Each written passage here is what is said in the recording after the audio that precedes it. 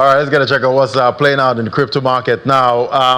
Definitely, we did see Bitcoin try to get back to that last high, but that didn't happen. But it's still a greedy market at 70 points. I'm looking at a fair greed index. Some of the headlines now: see, Kenya has ordered WorldCoin to cease the biometric data collection right there in the country. WorldCoin there got really popular with that, all of that biometric data collection that they do with the platform there, which somehow you get compensated for putting up your data on their platform. Then we see Ethereum has flipped Bitcoin in a key liquidation metric. It's quite an unusual twist there.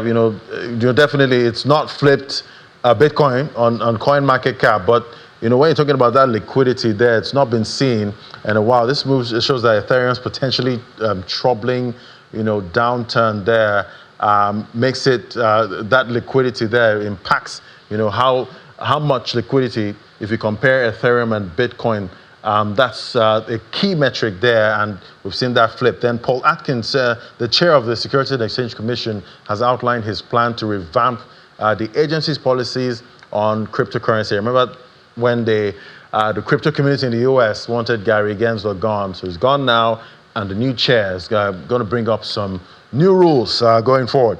All right, let's talk to Sheol Dania now. He's the CEO, Alpha Geek Technologies. Hello, Sheol. Great to have you.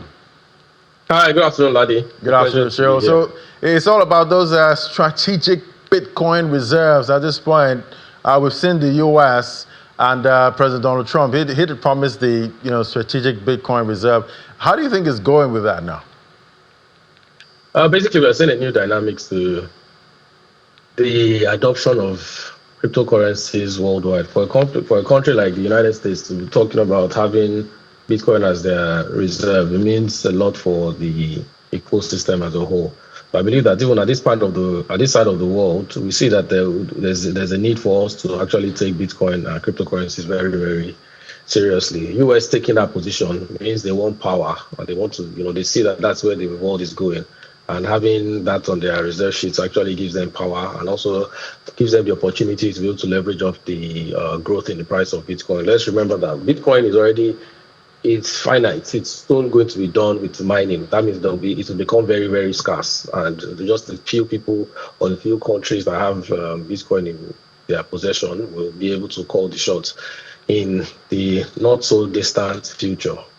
Right. And, talking about, limited supply and unlimited demand, with Bitcoin, what if somehow magically all the Bitcoins are mined and somehow more Bitcoins, come in?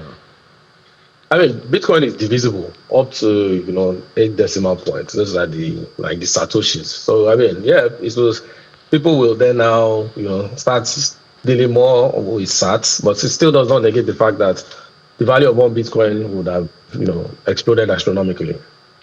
But in terms of mining new Bitcoin, that would be impossible. I mean, we're seeing that different altcoins, different cryptocurrencies have come up that have been minted into circulation. They're being, but Bitcoin would always be Bitcoin. All right, we'll keep watching out, for that. But we also see Arizona, they become the second state to create a cryptocurrency reserve fund. Yeah. So we're seeing states in the U.S. now, accumulating this. How are you seeing that? Yeah, it goes to show that they are probably reflecting if imagine if they had actually decided to invest in Bitcoin several years ago, the positions of the country, whichever governor or leader of any state or country that had actually done that several years ago at the inception of all of this would definitely be highly honored in the country and respected, probably be even immortalized to some extent, because it would have made a whole lot of money. So it makes sense that people are able to diversify their portfolios. Of course, I'm sure they've definitely done their risk strategies. And from what I gathered, they are doing maybe about 5% of their public reserves is allocated to digital assets like Bitcoin. It may not be only Bitcoin, but they know at least 5% is still the risk worth taking. Right, and it looks like most of these countries are really bullish when it comes to stacking up Bitcoin. But I don't think Africans or African countries are looking that way.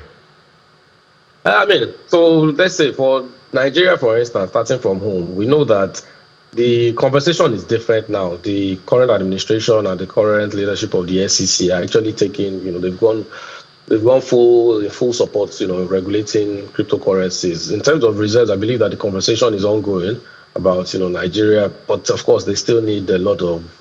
Everybody wants to understand the fundamentals, but it may be too late by that time. So I believe that at points like this, it's about taking the risk, taking the initiative. I think other countries like Kenya, also conversations are out there. I know their capital market authority are considering, creating some kind of digital assets reserve. And I know also we're working with the African Stablecoin Consortium to, do a digital Kenya shilling, just as we have, the digital naira in Nigeria. So yeah, I mean, the countries are quite a number of other African countries, though we are very low. Generally, I believe that it's something that is worth looking at. Yeah, because Shane, to be really weird, for a country, you stack up your reserve with a digital currency, and that just goes to zero.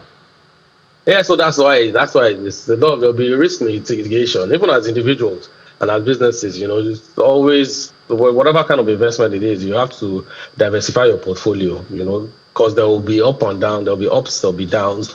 The truth is, it's money. Nobody can afford to lose any money. But they usually say it's, you invest money that you can afford to lose. However, it's money that you will not miss at the point when, it shouldn't be all of the money that you need for a capital project or for something, because nobody can predict the market. So it's sort of like investing. Traditionally, everything, be it gold, whatever commodities, it has the seasons, and none of them are predictable. So it's, it's something that we all look forward to, and I believe that the risk management should be taken seriously. So know, what percentage of our reserves can be actually.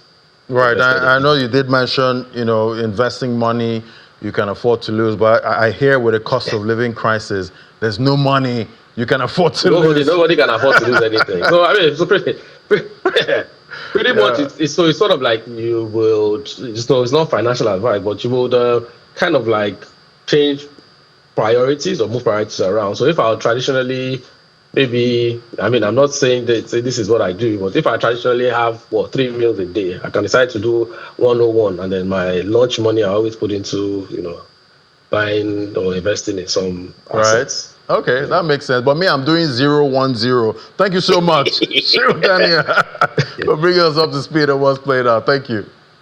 Thank you for having me. Have a great day.